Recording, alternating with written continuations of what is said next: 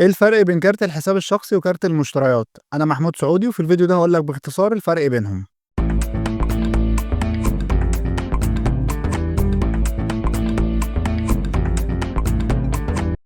اولا كارت الحساب الشخصي ممكن نقول عليه بطاقة الخصم المباشر او الديبت كارد، وهو الكارت الخاص بحسابك البنكي، بمعنى ان حضرتك رحت البنك وقلت لهم انا عاوز افتح حساب واودع فيه مبلغ معين، فكارت الحساب الشخصي هو اللي هتسحب بيه فلوسك اللي انت اودعتها بعد كده. الكارت ده يعتبر الوسيلة للسحب والإيداع والمشتريات من حسابك البنكي، وأغلب كروت الحسابات الشخصية بيكون ليها مصاريف إصدار ومصاريف سنوية غير مصاريف الحساب نفسه.